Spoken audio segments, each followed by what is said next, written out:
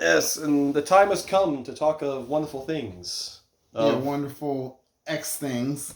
Yes, for even my cold Marvel critic heart can't really hate on X-Men 97. You cannot. I mean, I can, but if I do, you would try to kill me. There's nothing for you to hate on. You're just gonna dig in the cracks of your ass to try to find something. There ain't no cracks in there, man. It's freaking called the relationship stuff, but we'll cover that later. Whatever. So, for those of you who don't know, you've never been in a throuple before. No, I haven't. Speaking from a place of judgment. Yes, I will judge. Oh, why? It's kind of hello. Have you not seen my name? The $1 critic. Critic to judge. Yeah, to analyze. but that's for talking about movies and shows and shit. Woo-hoo. Don't judge relationships. People have their kinks and shit. Anywho, so what do you call a? So what's the other one called? A quapple? There's only 3 people. I'm talking about freaking Scott, Jean, Logan, and Madeline. Madeline, thank you. Yeah. Well, that's like. It's a box. Madeline and Jean technically count as one, so it's like 2 Jeans. Anyway, moving on. This is X-Men 97. X-Men 97. The return of arguably one of the greatest animated series from the 90s. Picking up right well where the last series ended in 1996, hence the title 97, because it's a year after the events. For those who are unaware, in the finale of the X-Men animated series, Charles Xavier died. Yo, you're still not believing he's dead, huh? I mean, if you not watched the finale, you kind of know that he's not dead. But anywho, I don't know. I haven't watched it. To the pub. Okay, well, sir, you have Disney Plus. There's no excuse. Anywho, to the public, Charles Xavier was assassinated on national TV, and so he's, by public standards, gone on to the big old Shi'ar spaceship in the sky. And now Cyclops, leader of the X-Men, leads an amazing group of mutants, including Wolverine, Storm, Rogue, Gambit, Beast, Jubilee, Jean Grey, and Morph. And Morph, and a time-traveling mutant by the name of Bishop, who somehow got stuck there, but there was no context of when he arrived, but apparently he came back, his time-traveling band was broke, and so I guess he decided to stick it out. Just seemed like he was on the team regular, but hey, I love seeing my energy-absorbing black man mutant brother on the team. And so, Cyclops is leading the team, trying to stay vigilant after Xavier's passing. And you keep saying passing, they read the fucking will, man. Yeah, well... We do leave the X-Men, not to you, Scott, but to... Your rival. Not enemy, rival. So, the X-Men are carrying on as business per usual, and, still taking down hating-ass mutant haters. And giant robots. And, they also meet a young aspiring mutant by the name of Roberto da Costa, a.k.a. Sunspot, who we will soon come to find in the near future. And, he starts to get associated with the mutants. And the mutants, no, he's getting associated with Jubilee. Let's say it correctly, my good man. He's getting associated with the mutants, and Jubilee just so happens to be among them. The primary focus. Sure. Of him. There's no real primary focus in the show, really. It's a good ensemble, though. And so, well, first off, we'll talk about why this show is amazing. It's 20-something, 30-something years later, after this last show comes back, we have new technology in the form of animation. We have way better screenwriters. We have... Debatable. Shut up. I'm just saying... In this show, it's good. But no, it's not more. It's not good. It's phenomenal. This is like Emmy-worthy shit, or whatever the awards is for. I'm gonna let you know a secret, there, brother. If it's Emmy-worthy, they ain't gonna say it. Well, I know they're not gonna say it because they hate Marvel, but there's certain things you can't deny. There's 2 things right now on TV that are just like need to be cleaning up next year at the awards, and that's Shogun and X-Men 97. I will watch it eventually. Yes. But the screenwriting, the script the story, the acting, it's just like everything's just upped. Yeah. They brought back at least 60 to 70% of the original cast. I mean, rest in peace to Norm Spencer, the voice of Cyclops, who passed away sadly to COVID over in 2020. Rip. But he was, he was the voice of Cyclops, and at first when I heard they were bringing it back, I was like, how are they gonna bring it back without the man who gave us the Cyclops? I will say, from the one episode you showed me and the entirety, because where our backgrounds is, you loved the show, case in point. Yes. I found it time filler between Power Rangers and VR Troopers. Well, that's disrespectful. I was a kid. What do you want? I was a kid too. I mean, you were older. I was like 5. So what? I was like watching it when I was like. Add some. Wait a minute. Hold on. No, because when it came out, I was 7. Mm-hmm. You were like what? 2, 4? Yeah. How old are you? 33, dude. Oh, well, I'm 38. So. Yes, I was 2 then. Okay. Yeah. So I thought it was. But yeah, I had to watch reruns on Fox Kids, dude. Okay, so but you still got the gist of it. Yeah, I got the gist. And the intellectual that you are, I would think it would be more it would resonate with you and how oh yeah, all the different messages and the. Oh, I love it. It's kind of why I'm glad I was able to watch shows like Static Shock and all that when I was 10 years old. See, we can't even have a decent Marvel conversation without you bringing some DC shit in there. Well, Marvel wasn't around when I was a kid. I'm sorry. It was X-Men and that was it. It was always around. What are you Not talking on basic about? cable. Yes, it was. What was on besides X-Men?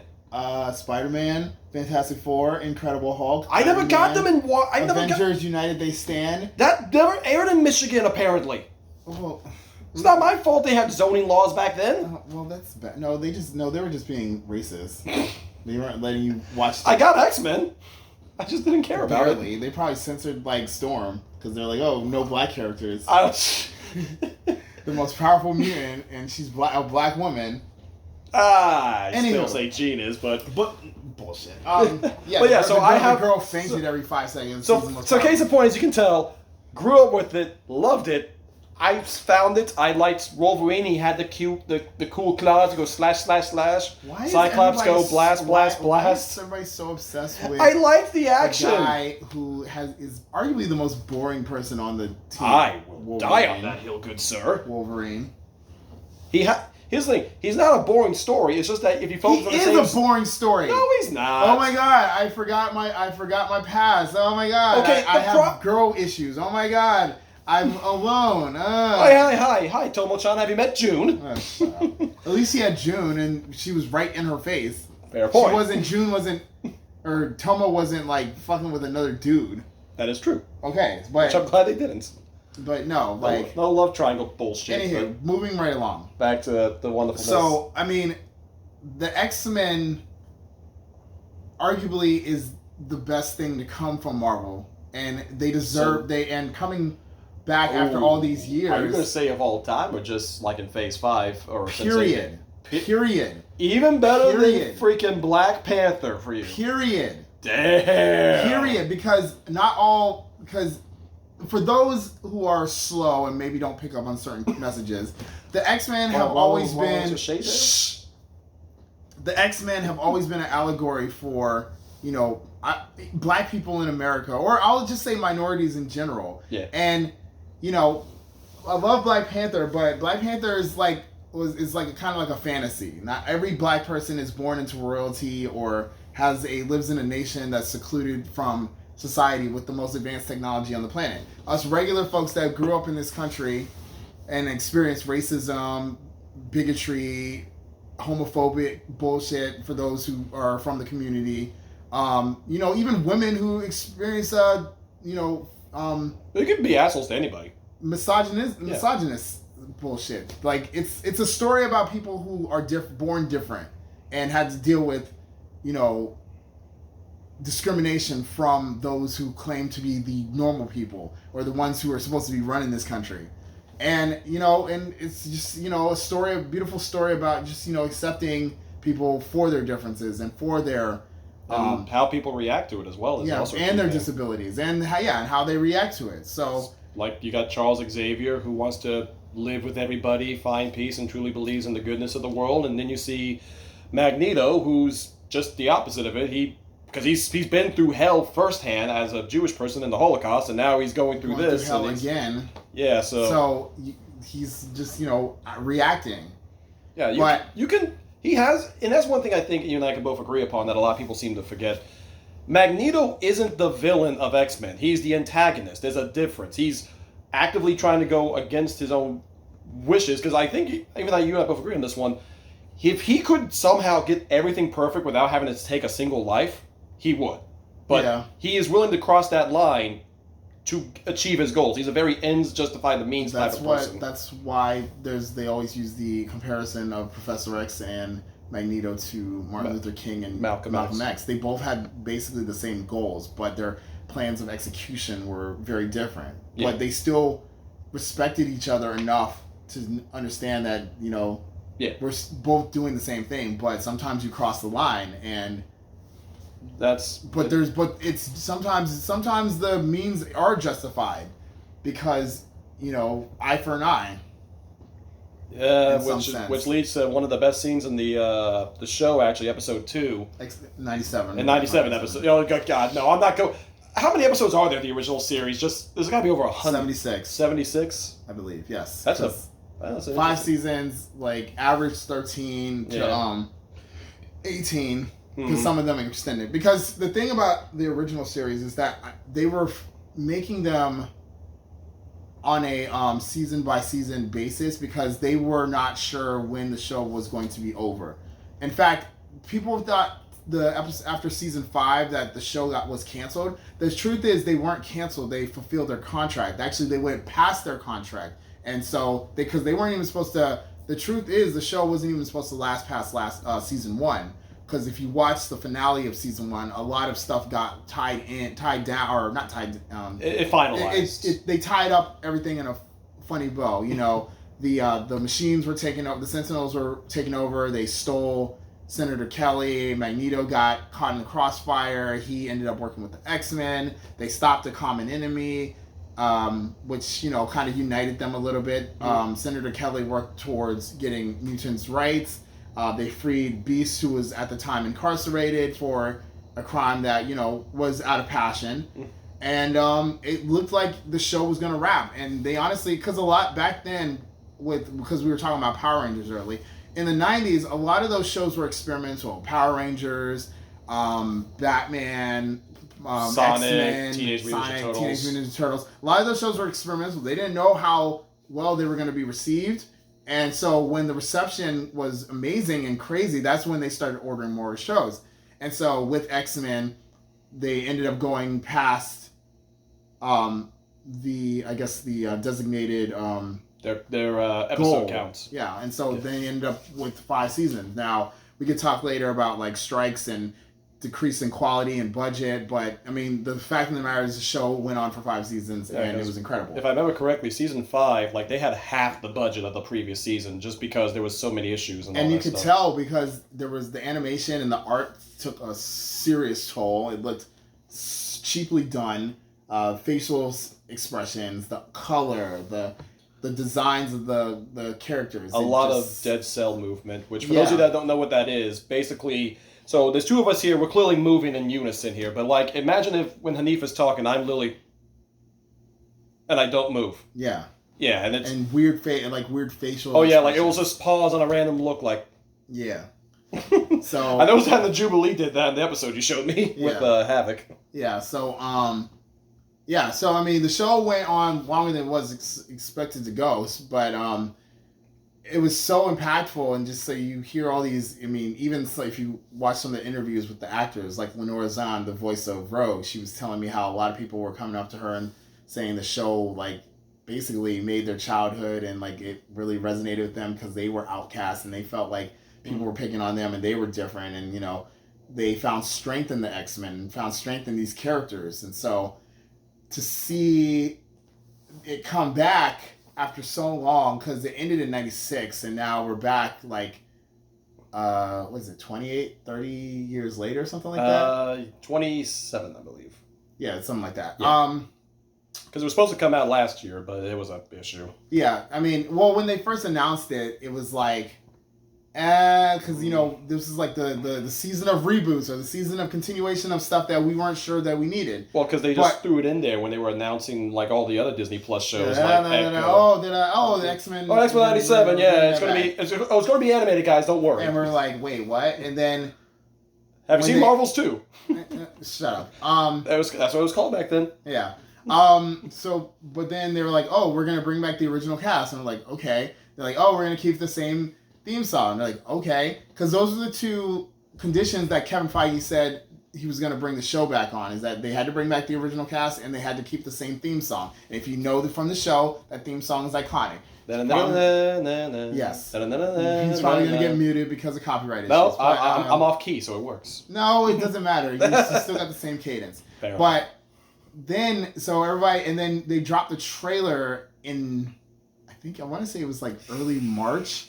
It was like right before the show came out, and yeah, I want to say it was in February because it was near the end of Black History Month was when it was. Yeah, I think so. And then I was like, okay, I couldn't believe it, and I watched it at least 20 times. You guys dragged onto a podcast because of it. Yeah, there's a famous podcast. Shout out to X-Rated, the X-Men animated review show, and I was actually the one who broke the trailer to them. So they got put onto it, and then the world just ate it up, and it did like crazy numbers. This was just a trailer. And then finally, with a like to dislike ratio that Disney has not seen in a long time. Yeah. And so, you know, obviously, and then come premiere day, and just numbers were just blown out of the water. And it's just nuts because after all the years of the X-Men being in the movies and other iterations and stuff like that, and not really being received as well as it was back then. What are you talking about? Logan's everywhere. Oh, please. Yeah, and also a nauseating focus on one specific character with claws. You go Snick Bub. Yeah, Snick Bub, the old Canuck. It's just beautiful to see it back on top again, back on the top of the Marvel food chain where it deserves to be. And you know, there's no denying that Marvel has been struggling a little bit with their projects a little bit, just a little. And so now it's still better than DC at the moment. So yes, well, at least we got something. Judge, thank you for that. But 97 is just blowing expectations out of the water, even with firing their showrunner and all these rumors about them trying to which he got hate for in the beginning anyway, because he specifically made a post on Twitter going, I will hire anyone who is a fan of the show. If you have not watched the show, I will not hire you. Like, don't bother. It's point. He got a lot of backlash for that, saying he was ageist or some shit like that. I don't remember that. I do remember hearing a bunch of fake fans talking about, they're trying to make it woke because they're trying to rewrite certain characters and like their identity crisis. Why do they have to make Morph non-binary? It's just a stupid thing. It's not stupid. It actually makes more sense than you think, because if you're a shapeshifter, somebody who's constantly changing identities, sexualities, genders, whatever, why would you stick to one personality or one thing? Non-binary, that's I would only agree with that on one. I would agree that on one thing. If he didn't have a base form that he has, which I asked you, does he have a base? He doesn't have a base form. Okay. They had in the 90s, they did have a base form that kind of was him, but it doesn't really matter, and it doesn't really play into the story. It's one of the things it's not a big deal. Oh no, breaker. they never say it. They never bring it up. It's like Elsa being gay. They just say it, and then in the show, it's like never brought up or even brought attention to. That if you didn't even know about it's a non-motherfucking factor. Yeah. Like, people are... And Morph is great. In fact, he's actually one of the better upgrades of the show. Like, he's actually improved since his inception on the series. From what I remember of him, definitely. Well, I mean, you don't remember much of him because he died in episode 2, and then came back evil, and then left again, and then came back finally in the finale, and was finally a member. But now he's morphing into all these different people, utilizing his abilities. He's actually funny. He's he's a wisecrack. He also has a heart to him too, as well. He's got a heart. He's also fucking with like Wolverine and Gambit a lot. Like, I mean, well, he did that before, which with Rogue and Gambit. Well, yeah, that was bad. But no, he's just like a playful spirit, and trying to lighten the mood. Until episode 3, when Sinister rolls around. Yeah, well, I mean that's PTSD. Yeah, and yeah, that's kind of the thing. Is like the one thing I will say that X-Men '97 does well, which it is the X-Men. Everyone is going to get focused in different aspects and areas. Everyone's going to have their moment to shine. Everyone's going to have their moment of focus. So a lot of people were complaining about like, oh, Wolverine is like sidelined, and I'm like, no, he was always the muscle of sorts. He was basically the guy you threw in as a Molotov cocktail flashbang. The people complaining about that have clearly been sleeping for the last 30 years when this dude was on every fucking Dude got his own anime before the X-Men. He had well, even in the original animated series, I can count on like two hands how many episodes that were focused around him, that were centered on him, whether him just exploring his past in Weapon X, him meeting with his old buddies at Alpha Flight, him dealing with Sabretooth, him going to Japan to find himself, him dealing with his ex-girl, him trying to take Cyclops' girl, him... okay, Cyclops' girl also kind of wants him as well, but... Does she? I don't know. Does she? That we're consistent with that. Does she? I think she finds him charming, but I don't think she really wants to fuck with a 5'3" dude with a metal skeleton. I'm just glad you say she didn't want to fuck with a dude who's over 300 years old. Well, that too. I mean, shit. But anywho, so Wolverine's been like the focal point of the X-Men to the point that they almost forgot that there were other members of the team. In the movies, you literally sideline a chick who controls the weather and the very first X-Man, who's the leader of the team, for this goofy dude with 3 claws and can't remember shit past like 1952. Something like that. Vietnam, basically. Yeah, whatever. And the dude, he had his own cartoon that was named Wolverine and the X-Men. Yep. And they literally focused everything on Wolverine. Even back in the original series, there was episodes that weren't even supposed to be focused on him that somehow managed to focus on him. There was an episode where Rogue gets reunited with the boy that she originally touched and put in a coma with her powers, and yet somehow they flipped it to make it about him, about Wolverine. Look, you gotta know your audience, man. You gotta know the power of the snick bug. Oh my gosh. But I agree. It's nice seeing a show that actually is a proper ensemble show that actually does give everybody a chance to shine. The only one I would say who kind of gets a short straw at the moment would be like Bishop. Well, Bishop, because he left. But he had a good moment. He had a good arc in the original. That's series what I mean. too. Like I'm talking like Days of Future Past. Like they did focus a lot on Bishop's reasoning for being there and his mission to try to stop the person who's trying to end the world. I mean, unfortunately, he mistook it for one of the members of the X-Men and got intertwined with that. And then other stories of him coming back from the future to try to save it because of people fucking up and releasing viruses or causing unknown apocalypses. No pun intended. And I think Bishop had a good arc. And that's the thing I'm trying to disconnect so people can understand.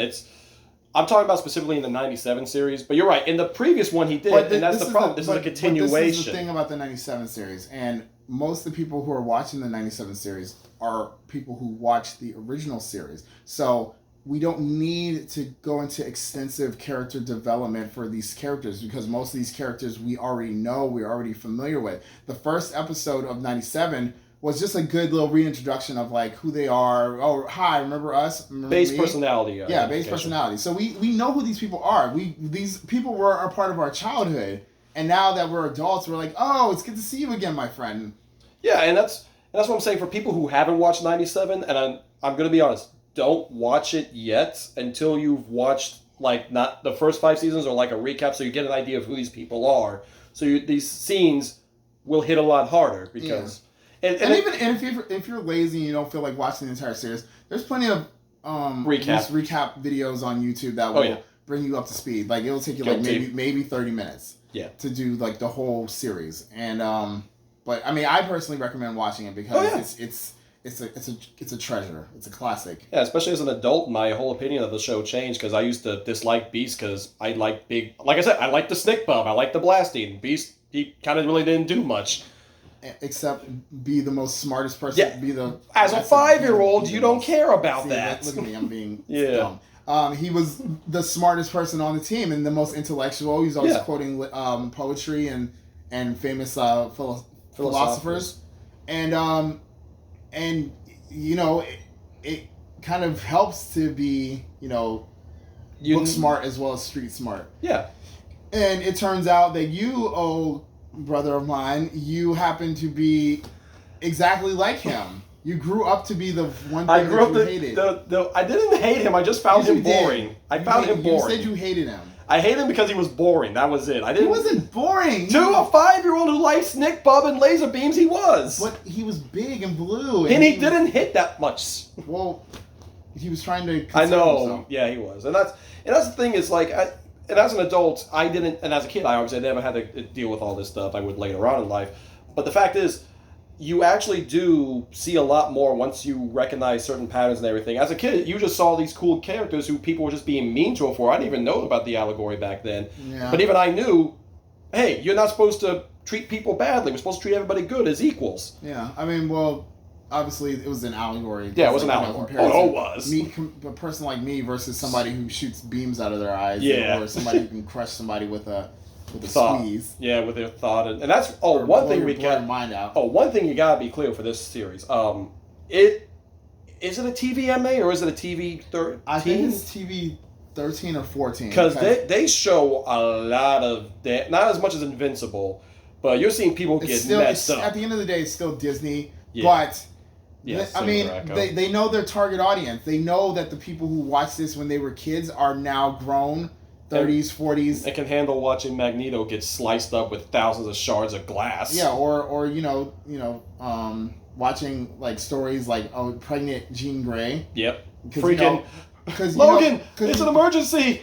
It's the baby. Not apocalypse. Yeah, because I mean, I don't know if back then kids were fully understanding the concept of pregnancy or sex or that people love each other and create life. We knew babies came from belly. That was literally all we got. No, not even. They came from the Storks or from Target. Nah, dude, we watched Rugrats. We knew where it came from.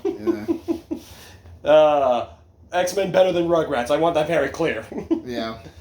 But different audiences. Oh yeah, different audience. Well, true. I mean, I watched them both. It was once I finally got cable. And then on top of that, 97 finally gave respect to some mutants who were kind of getting You lost your shit in the first episode. Were kind of getting shitted on, thanks to certain cinematic universes and certain directors, Bryan Singer, that thought, let's give all the screen time to this freaking claw. Snake bug man. Yeah. And let's shit on the woman who is basically a goddess and controls the very elements of our planet. Or let's shit on the first X-Man to ever, become a member. Basically make him like a giant douche. Yeah. Let's nerf. Was that carried over into the Let's other nerf cartoon? Storm and Cyclops. The two people. Let's nerf Rogue. Yeah, let's nerf Rogue and make her back in the 90s, she was flying around, she was carrying buildings, she was touching people, she was confident, she was sexy, she carried herself. But now it's like, oh my god, I can't touch my boyfriend. Oh no, I'm gonna be an introvert. No one understands me. Yeah, and now in 97, Storm and Cyclops. They're a lot better. Whoever wrote this, they said, we are going to put respect on the two leaders of the X-Men. And Cyclops in the first episode, the first scene, they are saving a young boy. They're saving Roberto from a group of evil humanists called the Friends of Humanity. By the way, the acronym is FOH. Fuck out of here. Shit, really? So Cyclops, he comes in. He kind of solos the whole thing. He's using his beams, not just as a blast, but he's using it as defense. He's using it to skate around, he's also hand-to-hand combat. Yeah, he's using hand-to-hand combat, and a lot of people forget that Cyclops, while he uses the beams, utilizes his beams, he also does have some hand-to-hand combat and is skilled in several martial arts. But nobody likes to touch on that, but no, they just remember Cyclops being the douche. He's the dick. He shoots beams. He's cool. He's a cop. He's all this. He's a Boy Scout. Yeah, and then Storm. Woo! Okay, goddess. but before we bring her up, remember, people, when you hyperheat sand, it doesn't turn it into ice. It turns it into glass or high pressurized diamond. One or the other. For context, the X-Men are fighting a group of Sentinels in the middle of the Sahara Desert, and as they're doing an okay job, but they could do better. And so Cyclops gets them, and the X-Men get all surrounded. Cyclops gets on his intercom and he screams, "Give them the forecast!" And he calls in their ace in the hole, and as he does that, the music shifts the music shifts. The Sentinels light up and they scream, "Omega level detected." And why Omega level threat detected. And why is that so important? Because for years, many of publications at Marvel have shitted on Storm, saying she's not an Omega level threat. How is she not an Omega level threat when she literally is the goddess of weather? She controls the natural elements that like basically keep our Earth going. Like, if she wanted to, she could throw this fucking planet into a shitter. Yeah, for those of you who only know the levels basically based on X3, basically there's a similar level set in the mutant world, and it's based on like how much damage you could theoretically do. Omega level if you unleash your power, if you unleash your full power potential. Yeah, Omega level mutants are basically anything that could wipe out a city or anything on an actual massive wide scale. They could literally offset the planet. I'll take it off its axis. Basically, it's an Avengers Assemble moment if shit goes down. Yes, but so they're in the battle. The Sentinels detect an Omega level threat, and you just see the sand turn to glass. Just lightning bolts hit the ground, and you just see this beautiful queen, this goddess, just walking. He's not simping, I swear. Walking across the sand, just turning it into straight fucking glass.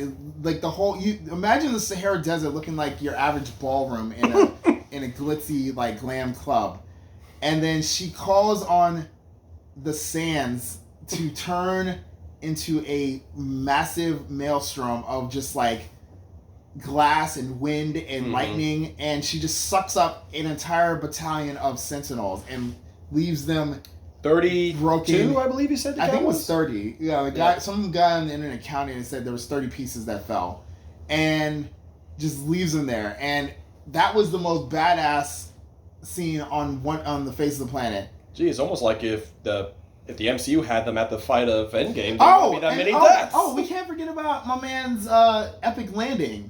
Oh yeah. So they fly they're flying on the way to the Sahara, and they get ambushed by a Sentinel, which actually was part of the plan, because the Sentinel basically rips their plane in half and destroys it, and they're all falling what looks like to their doom. But then Storm and Rogue look at each other and they're like, all right, cool, all right, bet. Grab the non-flyers. They fly, Storm grabs Gambit, Morph turns into Archangel, not member, but member of the X-Men. Honorary. Well, not. I don't know where he flies in the story because they kind of retconned him. But okay. So he flies and picks up Wolverine. Rogue super speed flies to catch both Beast and Bishop, smashing plane debris. In the meantime, Cyclops is falling, and he gets on his intercom and he's like, "Good job, team. See you on the ground." And you're like, "Wait a minute. Why is Cyclops so happy about free falling to his death? Yes, I no longer have to take care of a kid." Cyclops, like the true leader he is, like the man that he is him. He turns himself. His body technique is flawless. He turns into like face down, heading a pin missile, and he's going straight to the ground. And just as you think he's about to go flat, he unleashes the Mega Optic Blast. I'm talking Marvel vs. Capcom epic combo. Blast. Visor is fully open. Blasting the sand and slowing his descent down and landing in a whole crater in the Sahara Desert. Only downside, he does not do the superhero landing. He stands both feet up. No, he does. Did he land on one knee? He did. Yeah, he got on one knee. Okay. He landed, and then he gets up, and he gets on the intercom, and he calls his squad. He said, "To me, my X-Men." Yeah. To anybody who knows anything, to me, my X-Men is the Avengers Assemble. That is the Go-Go Power Rangers. That is the Justice League, whatever. Let our powers combined. Basically, yeah. So he does it. Everybody lands and poses epically. I'm sure. Except Storm, she's just standing there going, "Okay, you guys have fun. I'll wait here." Yeah, no, but she lands. She poses. She's like, "Okay, I gotta be here for the epic pose."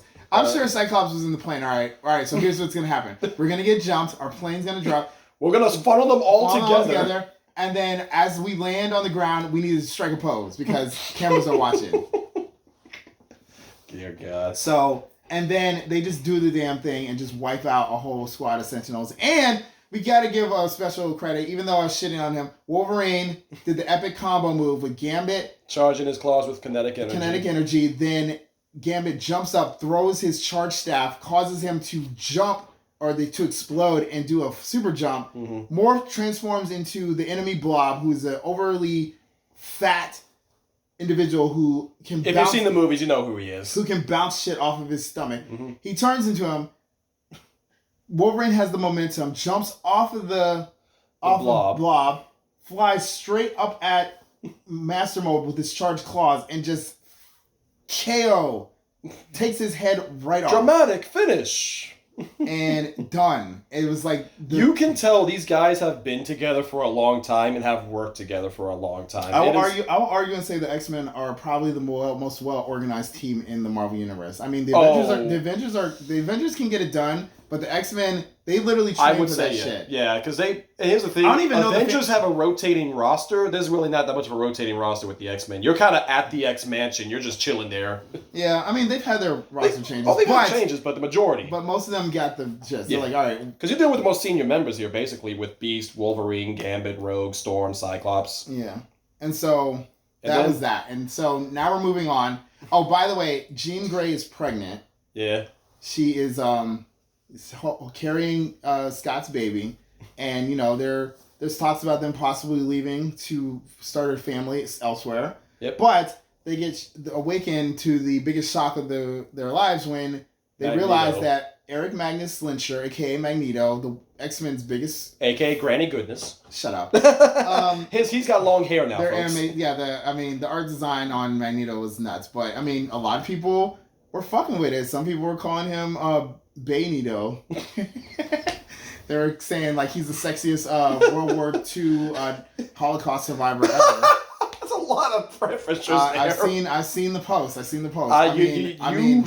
I haven't seen any posts. I mean, still looks like Granny Goodness, but that's nice. So apparently, Xavier before he died, he left a little last will and testament, and you would think after he died he would leave it to maybe the first student like Cyclops, or maybe someone close to it like Storm. She seems a little more mature and wise. Maybe leave it to everybody to treat amongst themselves. Wrong. He leaves it to his old pal, the man who has probably tortured the X-Men over years for so long, Magneto. He left everything to him. The mansion. They were bros. The team. The legacy. They were brothers. Everything. He's literally said everything that he built now belongs to me. Yep. And so you would be like, what the fuck? But you have to understand the dynamic between Charles and Eric. Like, they literally, I mean, still to this day, even though they had opposing views, they still respected each other. I think they still consider themselves friends. Every single X-Men movie does at least that job well, I will say. I'll say, they were even, on opposing sides and still playing chess with each other. Yeah. They would be like, yo, let's meet up. They were still friends and respected each other. Yeah, they meet up at the retirement home and be like, yo, let's play chess. I'm going to go see you in prison. Let's play chess. Yeah, let's hope we can reform this exchange of ideas. I mean, and by all appearances, it really does seem like Magneto really does want to honor Charles' legacy, because he had there was a long talk he had with Rose about feeling Charles's voice in his head. The helmet was as much of a defense as it was a reminder of him. Yeah, and he did feel like a sense of gratitude to all the efforts that Charles has done for mutants, because regardless of their different ideology, Charles was trying to help mutants. He literally created a school for mutants to, for safety and to help better their powers. But still treat them like human beings. Like, hey, this is still a school. You're going to learn math. You're going to learn science, history, all that stuff. Yeah. It was a school. And now, of course, as he's doing these heroics, there's certain government higher-ups that were like, yo, Magneto, you need to answer for some of your crimes. Okay, I think chucking people off of a giant skyscraper counts as a crime, dude. Listen. Innocent people, I want to point out, but... He said it himself. He only did stuff in defense of what people have done to mutants. It wasn't... It was his eye for an eye to an extreme. Yes, exactly. So, like, he wasn't just doing shit just because he was there. Yeah. So, they're holding a trial for him at the UN, and people weren't feeling that. So, there starts this big, giant protest. And if you are somebody who is living in the reality, the protest looks very...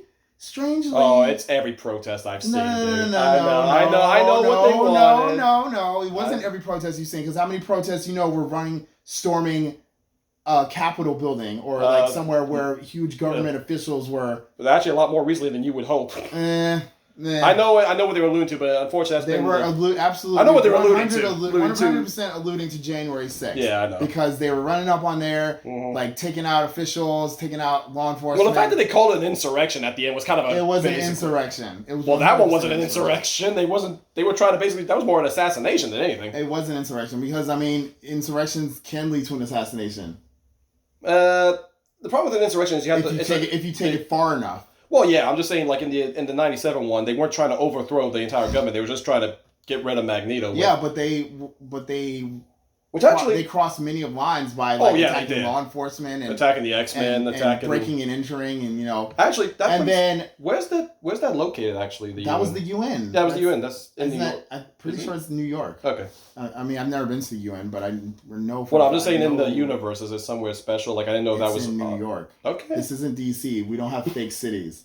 Well, I'm sorry, you got the rights to the cities. We didn't. Okay, whatever. Anywho, so insurrection happens, and this creepo by the name of Executioner, wearing some fancy dancy armor and, Now, is he from the comics, or? Yes, he is. All right. And wearing a Mega Man looking blaster, which was basically a repurposed Sentinel blaster.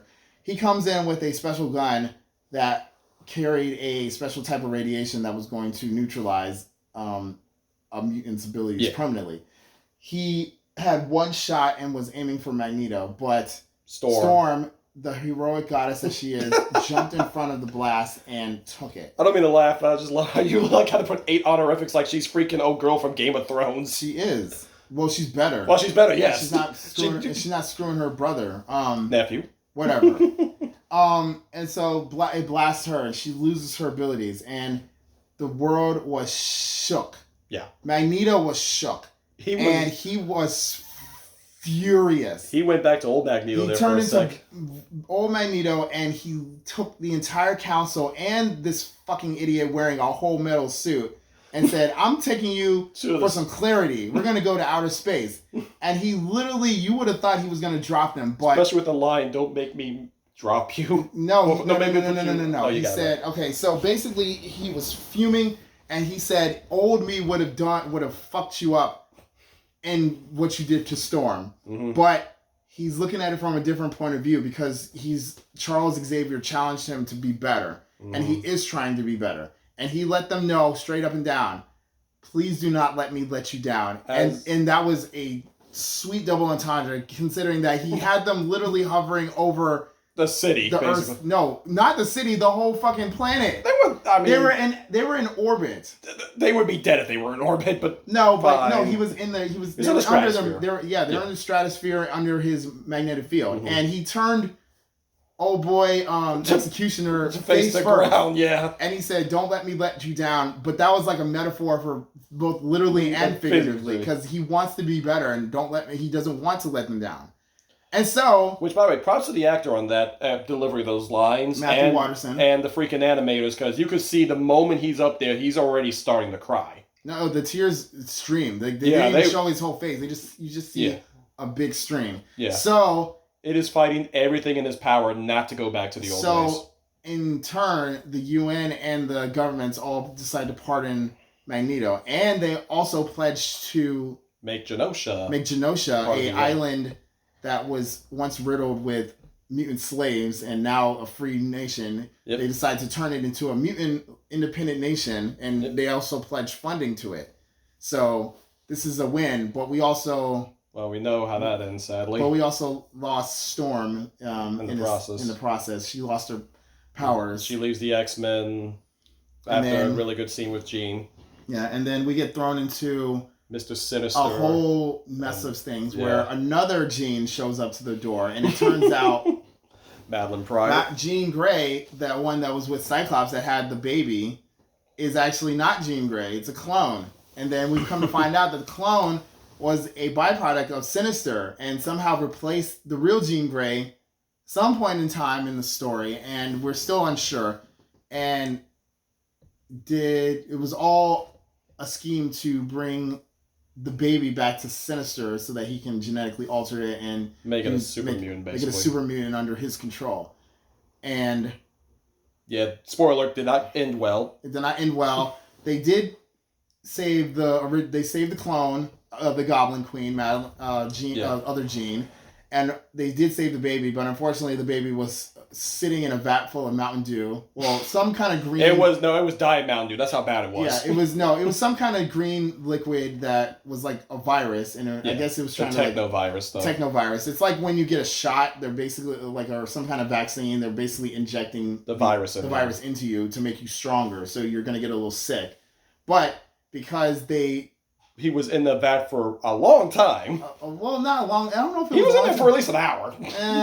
And so they got him out, and unfortunately he was sick. And they couldn't find, even Beast, their resident scientist, could not figure out a cure. So, actually, Beast can't catch a break either now I think about that. He couldn't help Storm. He couldn't help Nathan. Yeah, so Bishop ended up taking Nathan to the future to find technology that could cure it. Which, for those of you who know, that's the origin of Cable. I've only known from the Deadpool series. That's how Cable is. He's actually Cyclops and Madeline's son. Yeah. In the future. And Jean Grey's stepson. Yeah. Eventually. Let's not get a family tree out here with Marvel. It'll be crazy. Yeah, it's kind of a mess. Yeah. So Madeline leaves the group, and the real Jean stays, and now Cyclops and real Jean are back together. They're back together, but their relationship is kind of fractured because if you're the girl and you find out your husband was messing and married to someone else that just so happens to be you, but a cloned version of you. Yep. You're gonna be a little apprehensive. Maybe enough to kiss a 5'3" Canadian. Yeah, that too. And then we're jumping a little bit. So on the other side of the country, Storm, who has kind of moved on with her life, she runs into an old friend of Charles Xavier, one mutant by the name of Forge, who has the ability to kind of invent any machine. He's a technomancer, isn't he? Yeah, something like that. He can invent any machine that you can think of. And he's limited only by his imagination. Yes, and he's kind of, he wants to help Storm get his powers back, but he also has kind of an ulterior motive behind it because he kind of low-key was the reason why she lost her powers, because the collars that were neutralizing their powers that were invented for mutants, he was the architect for it, and he was working for the government. So when Storm found out, she was not too happy about that and gave him a good old slap in the face. No, especially when after he said that to her, and she had a rightful moment of shock. And then he tried to advance upon her as well, like, no, it's okay, you understand. No, it wasn't like that, because I thought he tried to go for a hug.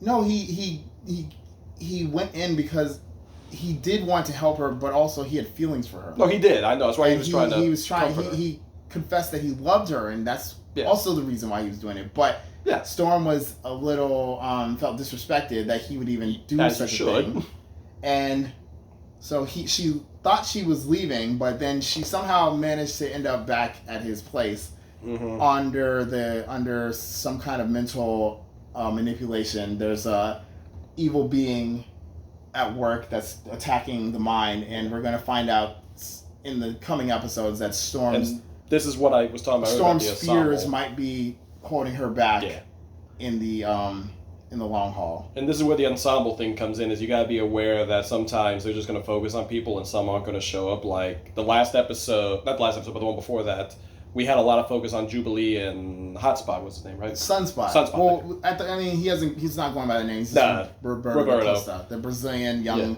teenager with the ability to channel solar energy. Yeah. Now, we do have a special episode where that focuses heavily on the youngest member of the X-Men, and she does get trapped along with Roberto inside a video game, which, by the way, also in 97, they are really focusing in on the 90s aspect of it, because she gets a video game console that looks strangely like a Sega Genesis that has a cartridge that looks like the X-Men video game inside. But I could never be. So they get captured in this video game that's run by Mojo, the intergalactic despot who runs a alternate universe of just... Think TV show broadcaster Galactus with a massive ego complex. Yes, and he, instead of attacking TVs, he's attacking video games. And so he traps the young star in this video game, and the whole episode is like a 16-bit, like, wet nostalgic dream. This fantasy, this is what you would imagine if you were trapped in a video game in the 90s. Yeah. And it's just all the colors, the action, and you kind of see a lot of growth and development in Jubilee. In the original series, she was kind of annoying. She was kind of like, oh my gosh, whiny. Does a mall baby eat chili fries? That too. And she's like, always like getting left behind. But you see her now, she's more confident. She's jumping to action. She's defending Roberto. She kind of low-key saves him from this from getting killed. Getting killed. And also with the help of a AI that was based on Jubilee's 90s personality, but played so many times she's aged up to where she's like and it was voiced by the original actress Alison Court, who gave her role up to Holly Chow, who is now the new Jubilee. And so it was like a Jubilee meets Jubilee moment. And so Jubilee learns from Jubilee different ways how to use her abilities. Yes, and so now she's seems to be in more control, and so they return back to reality, and Jubilee is more confident, and now she and Sunspot have grown closer, and they kind of have a moment of just like this teenage romance, and sparks are flying literally, and it's a beautiful thing. Jubilee's a girl. Yeah. And also this was on her 18th birthday, so great 18th birthday present. You get to make out with the hot young Brazilian. Your birthday, not mine, but okay. Yeah, it's nice that we're talking about such nice things that happen in this world. I mean, by the storm, it looks like everything's coming up X-Men, right? Like, they're running, Magneto's running the X-Men, things are going better. They're having a little bit of fluctuation problems, but it seems like everything's going well. What could possibly, at the halfway mark of the season, throw the biggest monkey wrench into this plan ever? Well, let's get on to episode 5. The main reason the episode heard across the galaxy. The episode that freaking spawned a lot of videos. We kick off the episode with Magneto taking Rogue and Gambit to the newly formed Genosha, which is a independent mutant nation. Free cameos galore. Everything. And you see nothing but mutants, just living in joy, bliss, everything. And they land, and Magneto is actually invited by the Genoshan Council to speak on certain matters. And while Rogue and Gambit are chilling, they run into an old friend. A very lovely cameo by our boy Kurt Wagner, a.k.a. Nightcrawler. A.k.a. the Pope. A.k.a.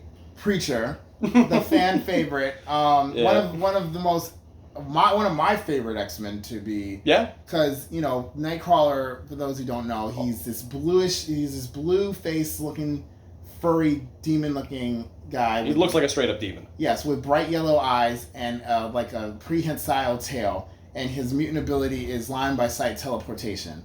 But he is the classic example of never judge a book by its cover, just because by his devilish appearance, you would not even believe to think that he might actually have a spiritual side. And he's very religious, very God-fearing, and it's actually... I wasn't joking about the Pope thing. He does become the Pope. Yeah, and so he, even like in the original series, he actually was responsible of leading Wolverine to God.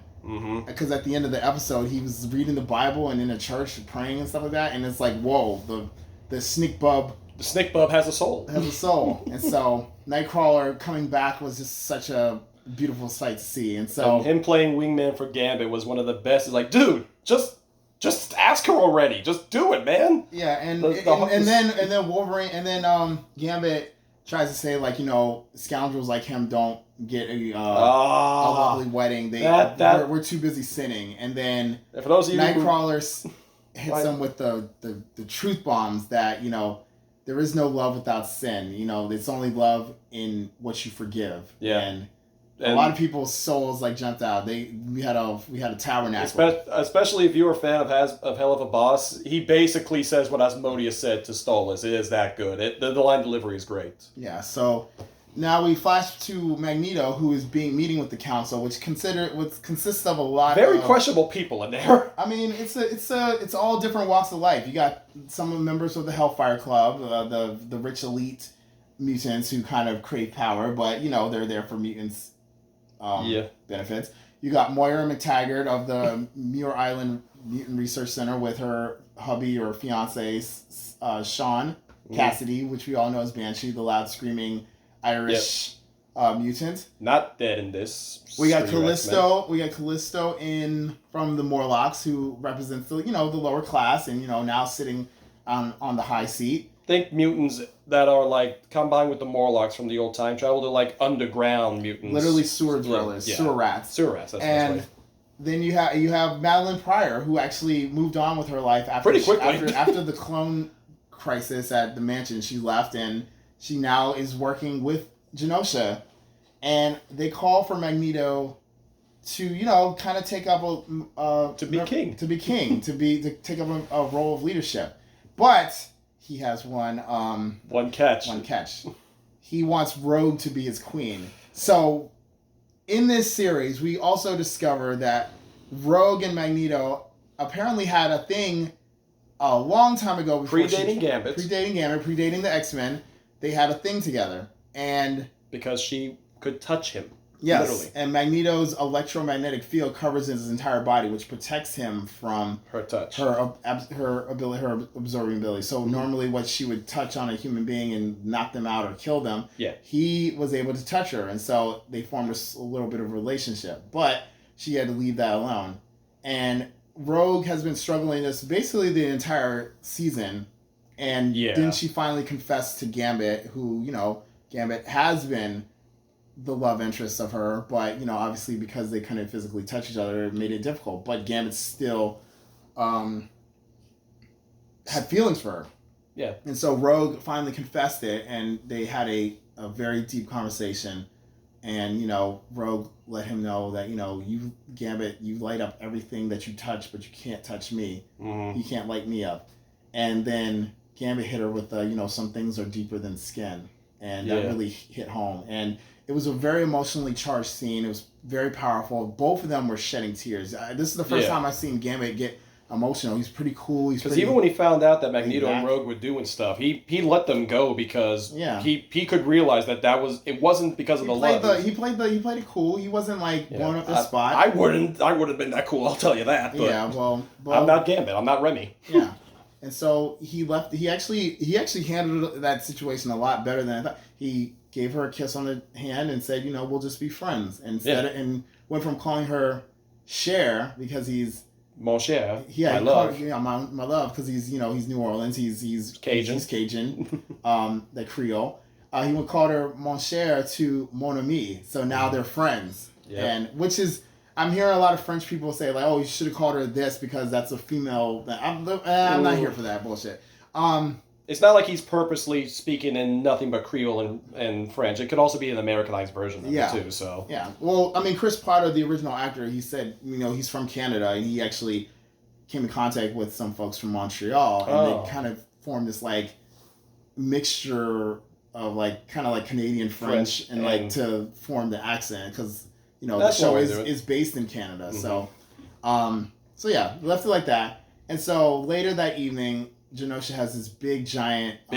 It's all the mutants. You see a lot of mutants there. You see Morlocks. You see members of the using their Club. powers to dance and celebrate. You see Dazzler lighting up the night with her light abilities. You see my man Jamie Madrox, multiple men. He's dancing, doing the cha-cha, turning himself 12 times. Yep. You see Archangel flying around. You see like Leech. You see Azrael up there as well. I saw him a little bit too, dancing around. I think that was Nightcrawler. Was that Nightcrawler? Yeah. No, because Nightcrawler was... Nightcrawler was up there dancing. He had the tail. Yeah. I thought that was Azrael because of the lighting. So, Exodus. You see Boom Boom. You see a lot of mutants who, if you're familiar with the X-Men lore, they're there. Yeah, like I said, this episode is cameo central for everything. Yeah, and then... and which makes the next part... even harder. Yeah. So as they're doing the thing... do you all remember the Red Wedding from Game of Thrones? We're slow it up. So Magneto and Rogue, they kind of have an intimate moment where they're dancing. By the way, they're dancing to Ace of Base's Happy Nation, which you can't get more 90s than Ace of Base, yeah.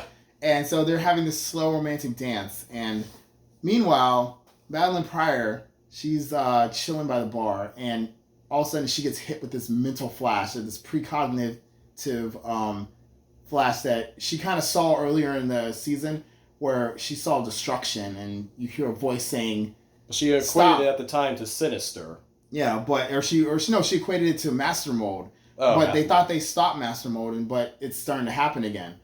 All of a sudden, we see a very familiar face come and run up and scream, trying to evacuate everybody, and it is none other than our boy Cable from the future.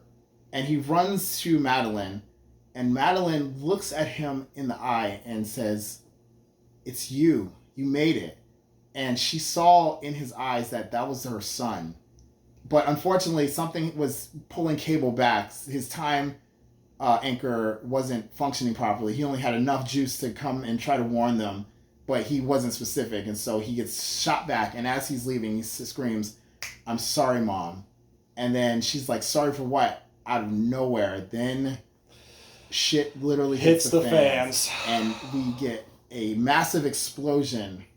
And all of a sudden the gala is over. Mm-hmm. Because people are under rubble, dead. And then Rogue, Gambit, Magneto, Nightcrawler, a couple mutants try to escape.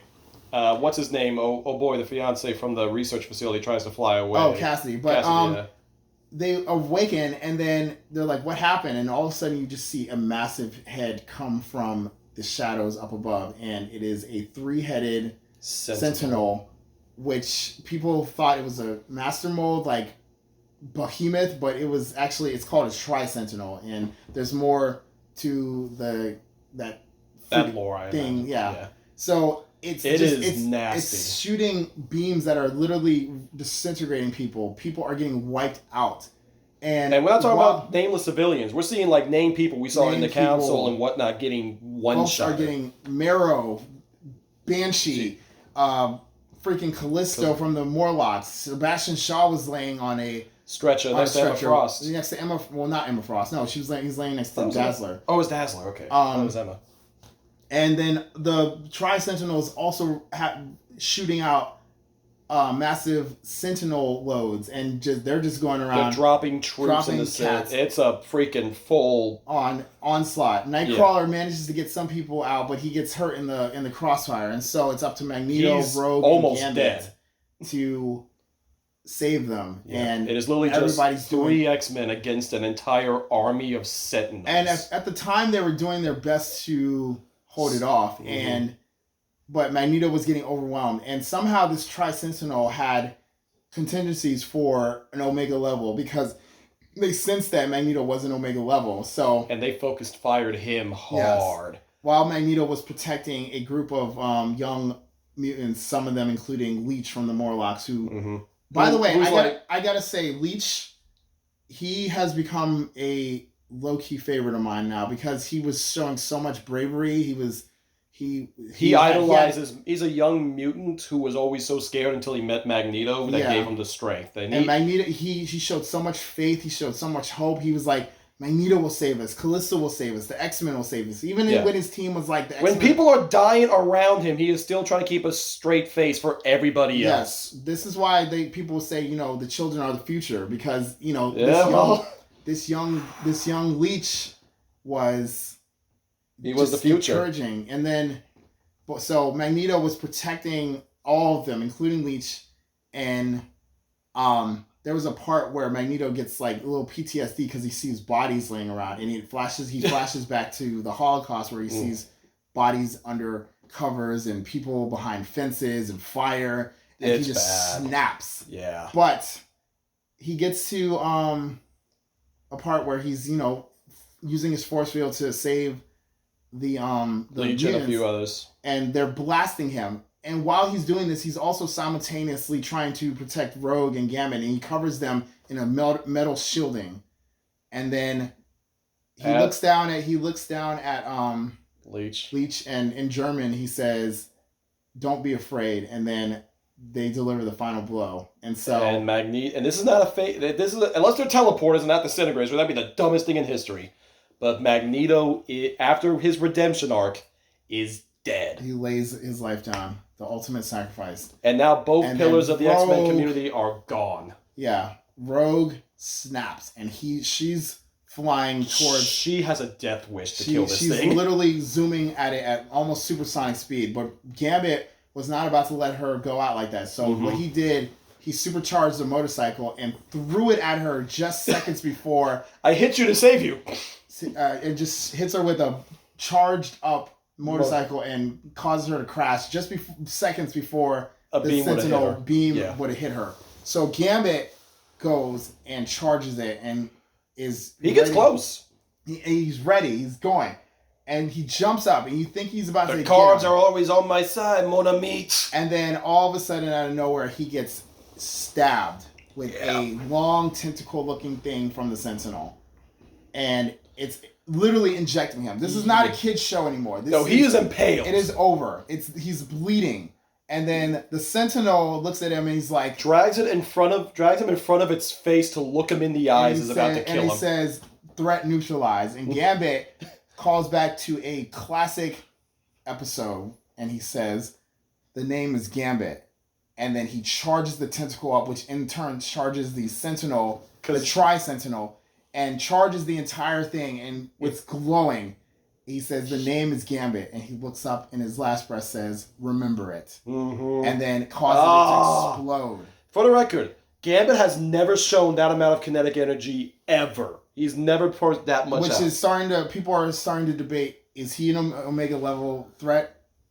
Because, that's some Omega level shit. Yeah, because he literally charged an entire skyscraper's worth of building with kinetic energy. The sheer magnitude of that from a science standpoint alone is crazy. And so, it was like the scene in Infinity War when when Thanos snapped his fingers, it was just dead silence. And then you just see, and the X-Men at the mansion were watching the whole thing on TV. They just hear the news say, the footage you're about to see might be disturbing. And Cyclops is screaming like, "How many, damn it? How many?" And then it just cuts back to Rogue holding Gambit in her arms. With no gloves. And she is bawling, crying. And the last words she says are, "Sugar, I can't feel you." And it just cuts to black. And then the theme song is played in a dark, luminous tone. It is a funeral version of that, if ever there was one. It really is like, they really did call it the Red Wedding of the mutants. So... massacred bodies, and so that was the end of episode 5, and that's where we are so far. And this is why we're telling you. I mean, obviously, if you heard this, you were in there, but here's the thing: our words do not do this stuff justice, as I would like to say. Like, you have to experience this. The acting, the animation, everything is on point. There are issues you could nitpick it, and I could, but honestly, I've had so much fun with this series that I can't. I mean, I can, but I'm choosing not to. It's just such a beautiful thing. Because recapture that lightning from so long ago. And also the fact that this is coming out and like arguably, we could say what we want about social media, like it's got its highs, its lows, but the fact that this show is coming out in the height of like the social media era, and everybody is posting about it, tweeting about it, people got think pieces, videos, reactions, people are making theories. It makes me wish that the original series in its prime, there was social media back then, because I could imagine just all the tweets and think pieces and stuff when that show was first airing. Well, and here's the beauty of the show: it's released weekly, which allows you to have this time and conversation to build up. Like I always try to theorize and stuff. And everybody, I've heard a lot of complaints in the beginning, like why didn't they release the whole show in like one sitting, release all 10 episodes, like kind of like how they do Netflix.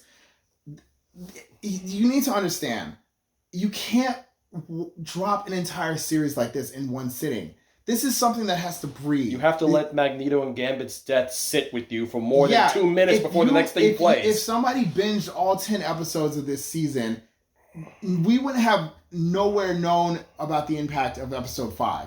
Mm-hmm. Now, the fact that episode 5 aired on a solo day, and now people are talking about it, people are grieving, people cried. I watched so many reaction videos. Mm-hmm. People literally at the end had to pause and like literally either catch themselves, put their heads down. People just straight cried. Mm-hmm. It's beautiful. And these type of impacts are what made watching TV in the 90s special. The anticipation, the like, it doesn't even have to be X-Men. It could be any show back then. Yeah, back then. Like it was something about waiting, like leaving you on the edge of your seat, waiting for next week or whenever. The water cooler conversations. If this show was on Prime TV, this episode would have led to a mid-season break. We would have had to wait at least like a month or two before it picked back up. And honestly, I wouldn't even have been mad because this is something that people need to heal from. And then when it comes back, people will be ready to go. Well, suppose the next episode isn't going to even cover this. You said it's going to cover the last bit of Storm stuff. They're doing a special. They're doing a crazy. Actually, something that I've seen on other shows where they have the main story, but they also have side stories, and they kind of like highlight them in between. And so the episodes are kind of like out of order. Not out of order, but just like the main story's taking a pause, and then we're going back to it's a canonical break. Yeah, it's almost like a meanwhile episode. I mean, the story with Storm is canonical, and it's going to tie into her. Chronological is what I meant. Chronological. It's going to tie into her, eventually returning and being stronger than ever. But which you'll need to, because dear Lord, you just lost some of your heaviest hitters. Yeah, I mean, but we also have a couple of time travelers who. And see, that's the thing, though. Like, if this happens a month from now, and let's say Gambit and Magneto do come back from the dead, let's say they fix all this. If this happens a month later, we still felt that impact for a month. Yeah. But if we just waited like 4 hours later, it's not the same impact. I mean, you were there in the theaters when Endgame happened. Oh, yeah. I mean, I'm comparing this to Infinity War because we lost like half the people, half the squad. Yeah. And we knew they were going to come back, but... Yeah, I mean, we knew they were going to come back. And I'm sure that if Gambit and Magneto do come back, it's going to be in a very glorious fashion of, like, some kind of time travel or some kind of, like, alternate universe or I mean, we have delved into the multiverse. So, I mean, they might play that. That might play into this. Deadpool shows up and saves everybody and is somehow tied into his movie. No. I mean, it'll definitely be Cable or Bishop. Somebody with the ability to shine. Or both. It might be both. And Cable might come back. He might actually bring a member or two of the X-Men to come back and help him get to the bottom of Hi, I'm Juba Spots, whatever the freak. It's Sunspot. No, I'm saying Juba. No, it's like their kid. Oh. Spotbully. I don't know. Oh my gosh. Hey, I like when the Teen Titans of the Next Generation came back, and you had like Roy Harper's daughter, Leanne, and you had Nightwing and Starfire's son. That was cool. Yeah. Well, I mean, that's like next Avengers, that movie, that short movie that came out, where they had the sons and the daughters of like all the Avengers and their significant others. Yeah, which I'll be honest, that would be an interesting thing to continue with the show, because you said there's already 3 seasons supposedly greenlit for this stuff, right? Yeah, I mean, season 2 was already in development, or they're in production right now, and then they just greenlit season 3 earlier this month, and so that means it's already been in production. At least those 3, and then I'm sure, I don't know, maybe they might pull another original series. This show might go for another 5 seasons.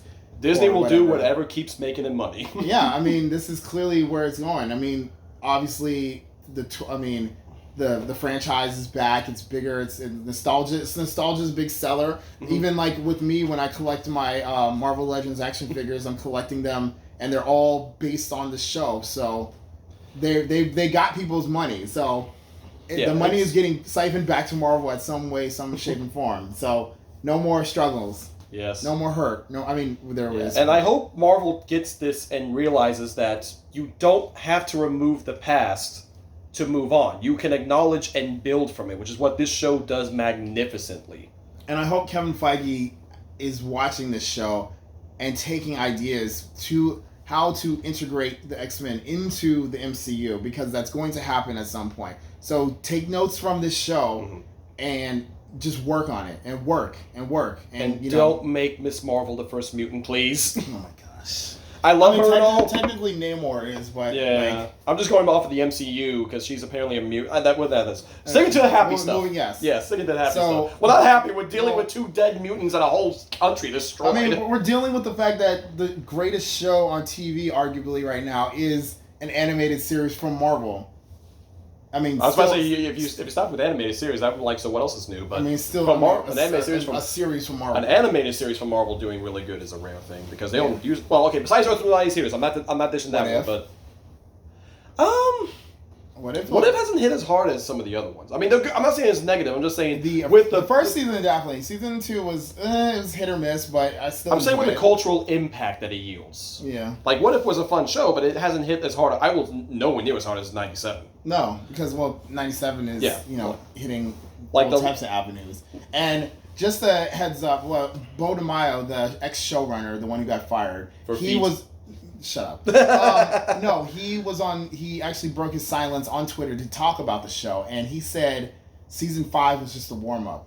And he said episodes 8, 9, and 10 are going to be like the ones that he's like, that's his baby. That's the shit. That's his baby. Well, so if it's bad, we know who to blame, and if it's great, we know who to cheer. No, he said it's going to be fire. Like, it's fire. And I'm just like, after episode 5, how the fuck do you top that? Unless it's like I said, it's gonna be some in-game shit where they bring everybody back, and this is gonna be like, where it's just gonna rectify itself, and everybody like Disney, if you're listening, you need to have. Don't kill me. You need to have special advanced screenings of the last 3 episodes. Do it like a showing, like you did.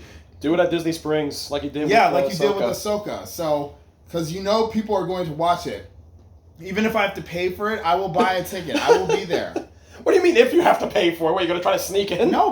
Well, the Ahsoka thing was a free showing. Oh shit! Really? And they were giving out tickets to the first 150 people, and I got lucky. Oh, nice. So if they're doing this at Disney Springs, Disney, do it. Honestly, what they could do is this is a cinematic event. This show is. This could be an in-game event. This could be like. This is going to have major reactions. There's going to be screams. There's going to be cheers. There's going to be tears. There's going to be like every emotion that you know of. This is the emotional Space Mountain. Space Mountain. Hopefully no one gets a freaking steel beam to the face on this one. Facts. Well, actually, no, you can't get a steel beam to his face because the magnet guy's dead. Yes. Well, I mean, there's other magnetic. I mean, Polaris, we didn't see her. Oh, yeah, Polaris. And other metal benders. Toph shows up. Yes. She's a mutant. Yeah, everybody in the Avatar universe is a mutant. They need to join. Even Sokka, his mutant ability is infinite Riz. Yes. But yeah, and this is why I kind of wanted you here, because I know you're a massive fan of 97, and I figured you would hit on all the notes that I would either go over my head or just... So I don't sound like a broken record just saying it's good. It's fire. It is. And I do seriously mean this. It's the greatest thing ever to... I don't go that far, but... Yes, it is. Yes, it's the greatest thing that Marvel's dropped in a long time. Oh yeah, no. And it's in it, and take the Marvel out. It's just it's probably the greatest piece of TV to drop in a little bit. I mean, I said, Shogun's an amazing show, but that's live action. I mean, we don't have too many animated series. I mean, we had Blue Eye Samurai last year, and a couple other animes and. But that's more anime. This is more Western cartoons than anything. Yeah, but I mean. Still, it's just phenomenal. It's so good. It's so amazing. It's nice to have an actual show back for a change. Yeah, and to have a media presence and a social media presence where everybody is tweeting about it, posting about it, and have everybody's theorizing.